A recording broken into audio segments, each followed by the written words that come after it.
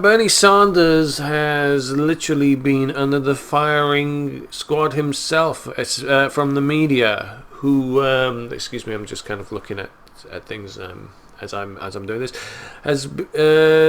who basically have told him to quit whilst he's ahead. That's basically the reports now coming in that he's had a good run. He's made his point, and now everybody will listen to him.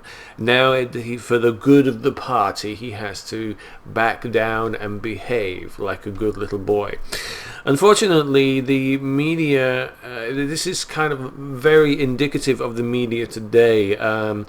What the media seems to have lost sight of is the fact that it is a very powerful force when it comes to revolution. It has changed entire nations. Unfortunately, in recent times, the media has now become so synonymous with the establishment that their influence has less and less impact. The internet has more power over how people think now than the media itself. Network TV is literally dying. I'm actually surprised that network TV has actually survived to the day, to the days it is now. With the likes of Amazon now actually doing its own TV shows on the internet of a very high quality, I might add, I would recommend watching Man in the High Castle. It is friggin' awesome. I don't see how network television can survive the next 5 or 10 years. Liberal news networks are literally dead. There is no voice for the liberal, for the liberal person these days. In fact, if you really want a good liberal voice, as my channel, obviously, there's a plug there. There's the Sane Progressive. There's TYT, the Young Turks. They have an entire network. Good for them. Sank really actually did very well with that, and the Young Turks is definitely one I would recommend. Secular Talk is another. I may not agree with everything that he says, but I agree with a large majority of what he says. So, in fact, he and I seem to have exactly the same point of view when it comes to our political spectrum. We are somewhat conservative on some things, but more liberal on others. So, the internet is really becoming a powerful tool, and I believe that Hillary Clinton and the establishment have really lost touch with how people actually function these days. They've literally tried to police the internet over the last 5 years. They've literally tried, but they have had absolutely no understanding how to police it. That shows how out of touch they are. So, if you really want a good liberal voice, I would recommend those channels. But anyway, back to the media and its pacifying of Bernie Sanders. Basically, they are trying to encourage him to back down now. The fight is over as far as they're concerned. That's what they're trying to convince Bernie Sanders of. Not so much trying to convince his followers anymore, because they realise that his followers just aren't buying it now. Now they're doing a direct plea to Bernie Sanders. Which is kind of typical, really, when you think about the Democratic base, when you think about the Democratic Party as a whole and how they differ from the Republican conservative media and party. Now, the reason I say this is that the Republican Party has never given up on any of its policies. It's never once given up. I believe that it's we've seen them try to bring down Obamacare 54 times. 54 times.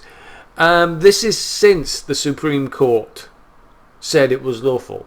So they have literally never ever given up, and they are still not giving up. They're still making bills to do that. And one thing you have to admire the Republican Party for, whether you love them or hate them, is their tenacity.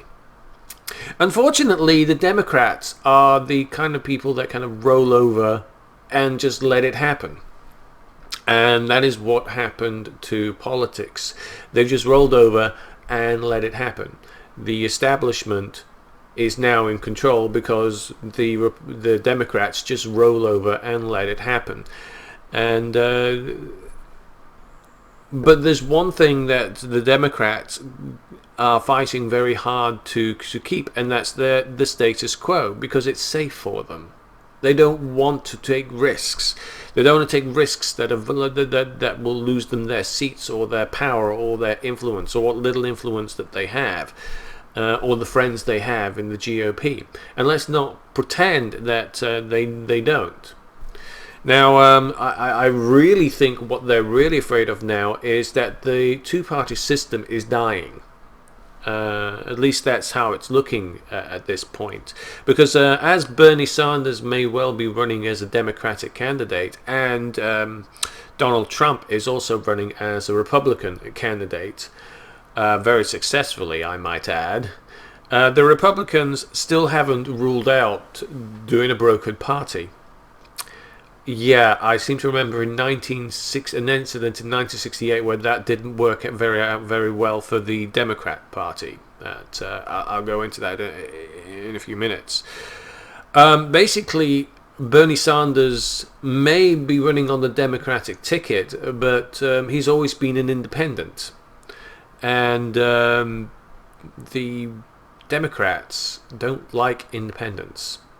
They despise independents because they never vote one way or the other. They're basically the wild card, and to have a wild card as the President of the United States means that he could go any way at this point.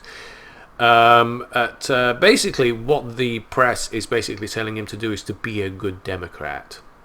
Do what Democrats do. Okay? Back down. You've had a good run. All right, we know you're there. We know you're there. We're going to give you a good pat on the head, and then we'll reward you for your good behavior later. That's basically what it is. And they completely underestimated and misunderstood not only Bernie Sanders, but his supporters as a result. My advice, not that I'm going to be able to make that much of an influence, but I hope somebody in the mainstream internet does actually watch this, is to really just make the internet more powerful than network television. That's what it needs. I would recommend not watching MSNBC or CNN at this point. Unfortunately, I have to. It's now my job to do that. Just to see what's going on, but really don't. I mean, at the end of the day, they're not going to tell you what you want to hear, and it's not about what you want to hear, it's about the truth, and that's what you really need right now. I'm going to be completely honest. Yes, my opinion is we're still here. My opinion is very liberal, but at least I'm not lying about that. Oh my goodness, excuse me. But at least I'm not lying about that. I'm being honest about where I come from, where my stance is on the issue. However, the media will not be as honest about that. So anyway, yes, that's the media's stance on Bernie Sanders right now. They're trying to reel him in. And if anybody knows Bernie Sanders as well as I've come to know him over the last few years and admire him for, is that he's never stood down. And I'll give you an example. There was once a time he stood up in Congress speaking out against the Iraq War, and I believe this was in 2001. It'll come back to me, I'm sorry. And he spoke out against the Iraq War, and he stood there for 8 hours talking to an empty Congress.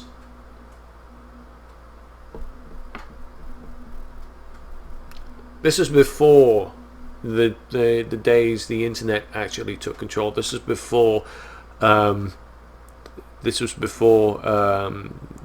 YouTube. This is before he would get even half the attention that he deserved. And he still made his speech to an empty Congress. And it was a passion speech. It was a great speech.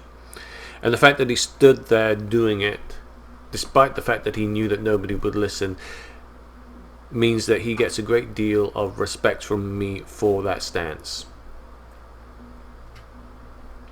So yeah, telling him to back down is really just a shitty thing for you to be doing.